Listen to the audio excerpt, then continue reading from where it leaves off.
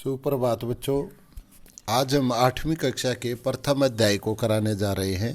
पाठ का नाम है स्वास्थ्य से एव धनम। स्वास्थ्य ही सबसे बड़ा धन है। इस पाठ में भी लिंग लकार का प्रयोग किया गया है। तो सबसे पहले मैं ये कहना चाहूँगा कि विधि लिंग लकार कहते किसे हैं। आज्ञार्थक प्रेरणा को विधि कहते हैं। संस्कृत भाषा में प्रार्थना, इच्छा, चाहिए, अनुमति, निमंत्रण एवं अनुरोध के अर्थ में विधि लिंग लकार का प्रयोग होता है। तो इसके रूप निम्न प्रकार से चलते हैं। बेटा, मैं आपको भी बताना चाहूँगा, एक के नीचे ये टेबल बनी हुई है, तो इसमें विधि लिंग लकार के प्रत्यय दिए गए हैं। क्या दिए गए हैं? प्रत्यय। प्रत्यय के क्या है? एत, एताम, एयु, ए, एतम, एत, एयम, एव, एम। जैसे कैसे चलते हैं फिर? पठेत, पठेताम, पठेयु, पठे, पठेतम, पठेत, पठेयम, पठेव, पठेम। ठीक है बेटा। तो इस लकार का विधि लिंग लकार का प्रयोग होगा। तो इस टेबल के माध्यम से आपको समझा भी दिया गया है। और आगे है बेटा, अध्यापक कक्षा में प्रवेश करता है। सर्वे छात्रा उत्थाय अध्यापकम नमन्ति। सभी छात्र उठकर अध्यापक को नमस्कार करते हैं। अध्यापक छात्रान दृष्ट्वा पृच्छति। अध्यापक छात्रों को देखकर पूछता है। अब ये वार्तालाप आगे अध्यापक और छात्रों के बीच में है। तो अध्यापक कह रहा है, किम सर्वे छात्रा उपस्थिता। क्या सभी छात्र उपस्थित हैं? एक छात्र है। आचार्य, हे आचार्य, संजीव न आगच्छत। संजीव नहीं आया। अध्यापक है, किमर्थम, क्यों नहीं आया? अपि तस्य घरे सर्वम कुशलम। क्या उसके घर में सभी कुशल पूर्वक हैं? राजीव, न आचार्य, हे आचार्य, नहीं। सैतु ऋतु जवरेण पीड़ित अस्ति। वह तो ऋतु जवर से पीड़ित है। ऋतु जवर होता मौसमी बुखार। वह तो मौसमी बुखार से पीड़ित है। अतः विद्यालय न आगच्छत। इसलिए वह विद्यालय नहीं आया। अध्यापक, एतत् ज्ञात्वा दुखम अनुभवामि। यह जानकर मैं दुख का अनुभव करता हूँ। वयम स्वास्थ्यस्य नियमान पालनम अवश्यम कुर्यामः। हम सभी को स्वास्थ्य के नियमों का पालन अवश्य करना चाहिए। ध्रुव, आचार्य, हे आचार्य, के ते नियमा। वे नियम क्या हैं? वयम जातुम इच्छा में। हम सब जानना चाहते हैं। अध्यापक, संस्कृत साहित्ये आयुर्वेद शास्त्र से एक ग्रंथ अस्ति। संस्कृत साहित्य में आयुर्वेद नामक एक ग्रंथ है। आयुर्वेद शास्त्र का एक ग्रंथ है। तस्मिन् एव ग्रंथे, उसी ग्रंथ में स्वास्थ्य विषये विस्तरेण वर्णितम। उस ग्रंथ में स्वास्थ्य के विषय में विस्तार से वर्णन किया गया है। प्रकाश है, आचार्य, हे आचार्य, ग्रंथस्य किम नाम अस्ति। उस ग्रंथ का नाम क्या है? च केन रचित अयम ग्रंथ है।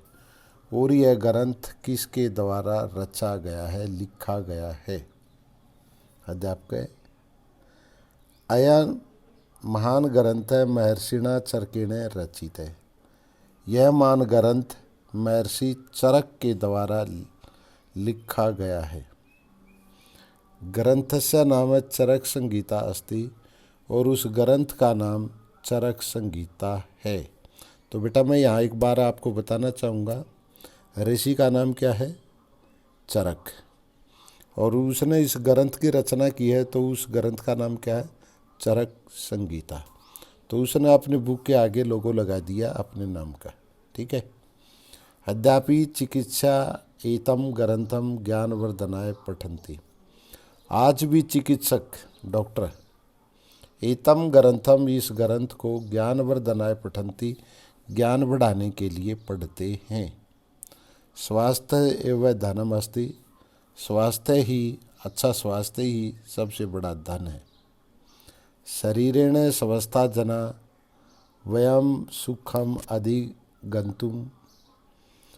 शरीर से स्वस्थ व्यक्ति ही सुख को पा सकते हैं। पठितुम पढ़ने के लिए, क्रीडितुम खेलने के लिए, धनम अर्चितुम और धन कमाने के लिए, च देशम उन्नयितुम समर्था भवन्ति और देश की उन्नति करने में समर्थ होते हैं। फिर देख लें, शरीर से स्वस्थ व्यक्ति ही सुख को पाने के लिए, पढ़ने के लिए, खेलने के लिए, धन कमाने के लिए और देश की उन्नति करने में समर्थ होते हैं।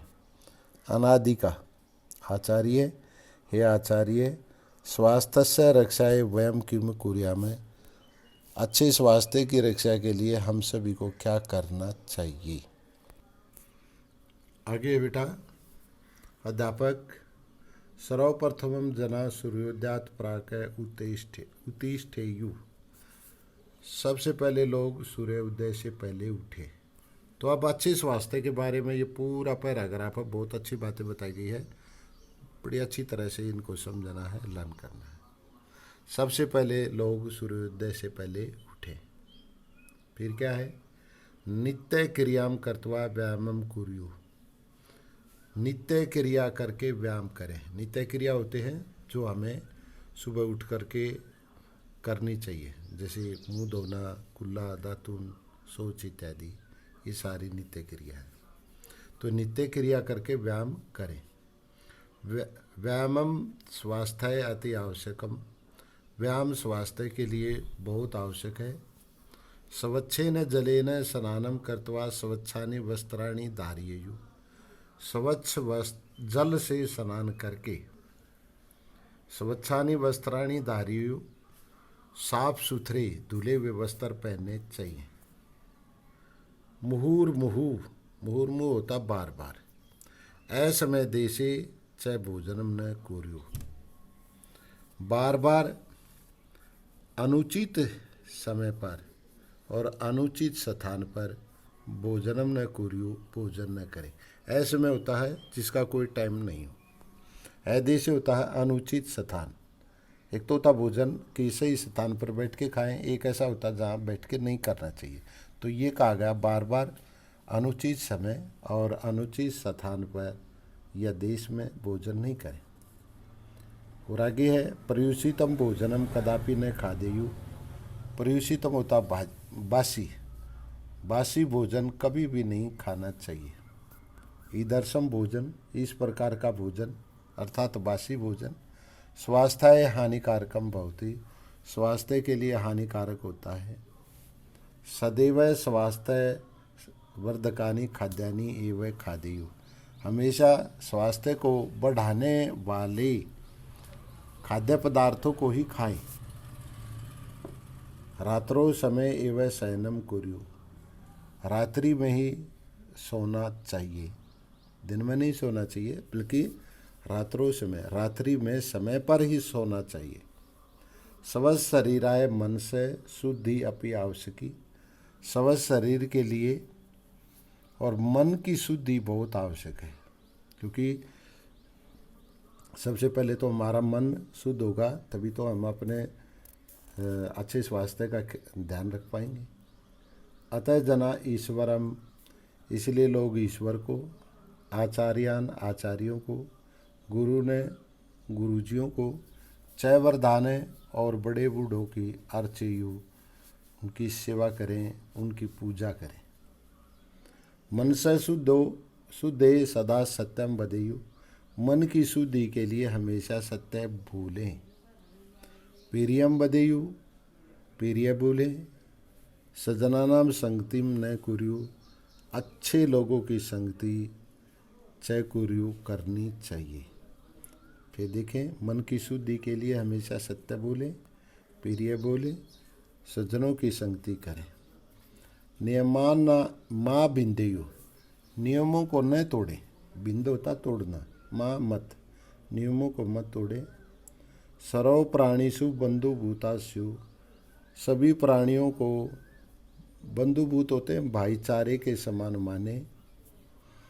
एतेषां नियमानां पालनं कृत्वा जना सदैव मनसा शरीरेण च स्वस्था भवितुं शक्नुवन्ति।